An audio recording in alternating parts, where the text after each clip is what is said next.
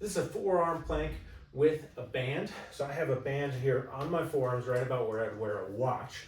I'm gonna come down into a plank position in a second, but throughout the plank, I wanna try to keep my forearms parallel. So parallel means straight up and down here, or they're gonna be pointing that way when I come into a plank. The band is putting resistance to try to bring my hands together, which is to drive my elbows out. So I want to keep vertical here the whole time, and I'm going to try to avoid collapsing through my shoulder blades. So here's what that looks like. I'm going to come and I'm going to make my arms about shoulder or even slightly wider than shoulder width.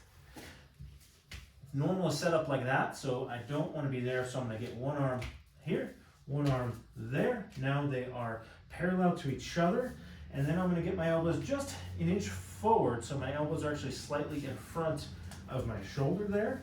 And then I'm going to bring my rib cage towards my belt line, a little crunch, push away from the ground, and hold here.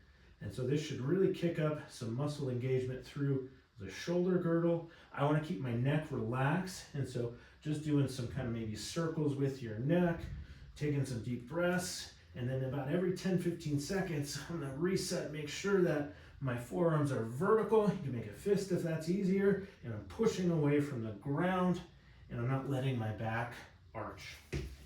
So that's really going to create a lot of work through the shoulder girdle. Let's go over a couple of these positions in a little more detail. So I'm coming here, and I'm going to find this position where my forearms are parallel. That alone is going to create some work, hopefully in the back of the shoulder. From there, I mentioned that I'm going to bring my arms about an inch or two forward, so my elbow is just forward of the shoulder. It's not right underneath. That's just been shown in a few studies to create more activation in the muscles around the shoulder and the shoulder blade rather than the neck. So if that's not super comfortable for you, then find a position just where you're comfortable on your forearms. Then we're going to get the core engaged. So gravity's pushing down. There's a tendency to arch the back in this exercise. So I'm going to bring my rib cage down and kind of brace through there. The final one, again, we're resisting gravity, was pushing away from the floor. So I don't want to be collapsed down, but push away and then hold there.